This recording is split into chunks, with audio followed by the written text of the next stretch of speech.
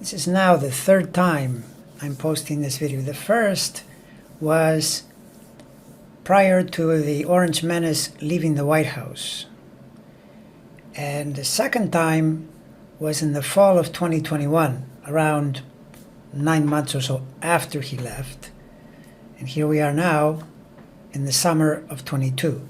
And the reason I'm reposting is because this video addresses solar arcs, and solar arcs move really slowly.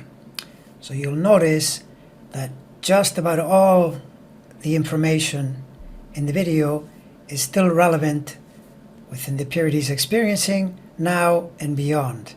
And what is in this video should give reassurance to those who think Trump is getting away with it.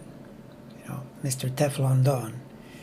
We already know his transits and his progressions are highly problematic. And when you see what he's facing via his solar arcs, you will see why already he's in a major jam and why it's going to continue for a good long while still. The video you will see here was posted just as the Orange Idiot was leaving the White House in January. However, due to the fact that the branch of astrology known as directions, and specifically in this case solar arc directions, can last years and years, this video is as valid now as it was back in January and definitely merits another look, especially for those who worry about the future prospects of our goofball ex-president. I've already shown that his planetary transits are highly problematic for years to come. Secondary progressions are just as sketchy, and I will be addressing those in a separate video, but his solar arcs, and you'll just have to believe me on this, paint a long-lasting picture of relentless downward pressure and utter devastation, especially when viewed in the context of simultaneous transits that are basically saying the same thing. So, if you haven't seen this video, or if you want to watch it again, here it is. Enjoy the carnage. As the Orange Menace finds himself hours from surrendering the keys to the White House door, I thought I would take this opportunity to give him one more richly deserved astrological beating. In a way, he makes it easy, both because he's the poster child for all things malicious, mendacious, and incompetent, but also because his chart says so, and in that sense I am merely reporting. In prior videos I've explained his transits and progressions are highly problematic, and not just now and into the rest of 2021, but well beyond, at least into the middle of this decade, and with cycles beyond that point that will almost certainly challenge him fiercely. Transits and progressions are the two astrology measurements I check for in everyone and everything when assessing a chart. Third in line would be solar arcs, which is what happens if you project the yearly movement of the Sun onto all planets. This movement is approximately 1 degree per year, a little less if you're born in the summer months, and a little more if in winter. Still, you can eyeball a chart and just add a person's age in degrees to any planet, and it'll give you a sense of what that planet is doing at whatever the age is. If you thought, and it would be correctly, that Trump's transits and progressions look like a bit of a Mad Max and Thunderdome dystopia, then when you take a peek at his solar arcs, you'll realize you've found the third leg of the misery trifecta.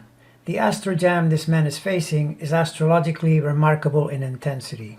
Starting from the top of the chart, Eris, which in transit moves ever so slowly and therefore might make very few transits, to Donald's misfortune, it is in fact transiting square his Saturn and Venus for, well, almost forever.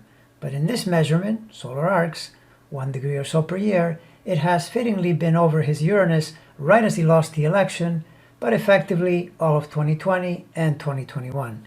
His Eris is part of a natal T-square, and since he always plays to the cutthroat, competitive, and chaotic side of this planet, when it circulates in his chart, it will bring that into play with predictably negative results.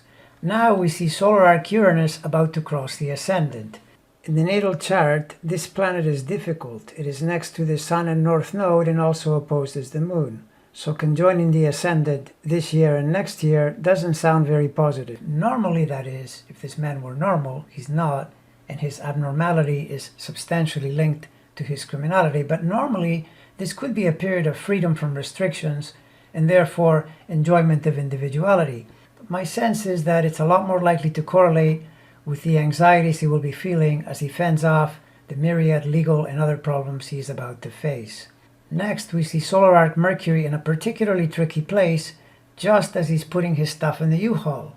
It's starting to square his moon, after which it'll square his sun, and it'll be 2025 before it gets past the sun degree. It's in his money house, so you can safely project difficult times in that realm of experience. Now look at Venus, which is already going degree by degree inside that Access Hollywood T-square, but will need 3 years more to get beyond the square to the 12th house Mercury.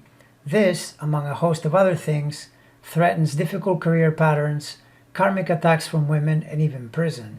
Solar arc Pluto is a little over a year away from entering into a square to his 12th house Saturn-Venus conjunction, and it will be 2027 before it gets through that one.